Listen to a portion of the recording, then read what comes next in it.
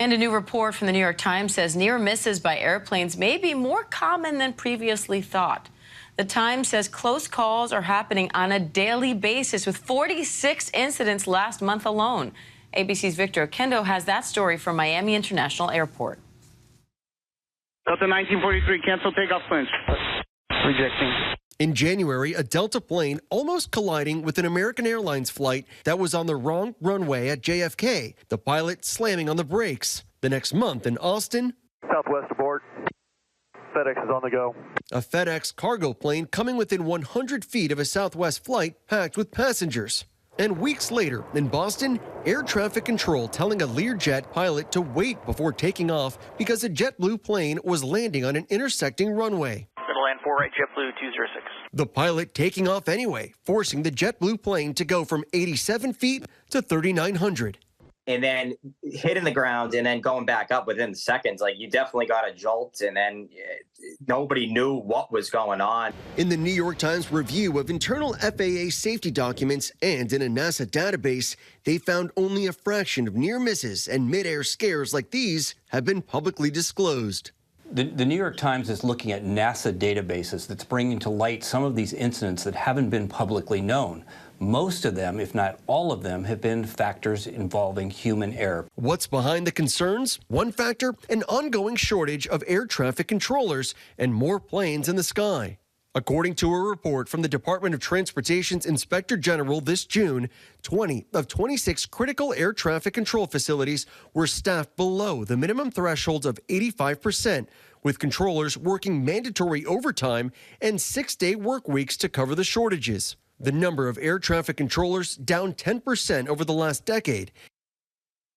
And the Air Traffic Controllers Union tells ABC News this is not sustainable. The FAA tells us that the U.S. aviation system is the safest in the world, but one close call is one too many.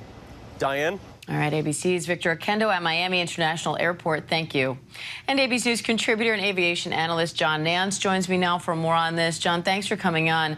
How concerning are these findings of this New York Times investigation? What do you think when you hear this? Well, Diane, they're very concerning, but they can be taken a bit out of context too, because we've got to really define our terms. When we talk about near misses or a close call, we're really talking about a thing called loss of separation. And in many cases, this is not terribly dangerous. In other words, it's basically a technical violation. However, this report did reveal that there are an awful lot of incidents that probably go beyond just a loss of separation that really are frightening. And certainly we saw some of those in January and February.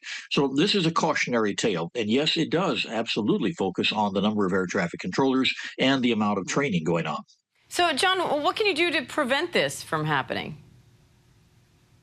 Well, the first thing we have to do is be realistic about what our hazards are. We've got very, very busy airports all over the country, and we've got human beings in the towers who make mistakes. I mean, that's what we do as humans. The best we can do is to have a good backup system. And so the real focal point here, and we've learned this over time in aviation safety, is to have enough backups that they can catch any one of these before it becomes a really serious potential for a collision.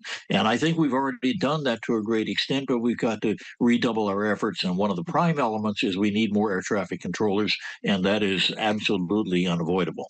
And John, I'm out of time, unfortunately, but just quickly, how safe is air travel right now? Incredibly safe. It's one of the most marvelous achievements of mankind in modern ages. We have something like 93,000 flights over the planet every day, and in most cases, nothing at all goes wrong. And those things that do go wrong are minor and are absorbed by the system. Aviation specialist John Nance. We appreciate it, John. Thank you.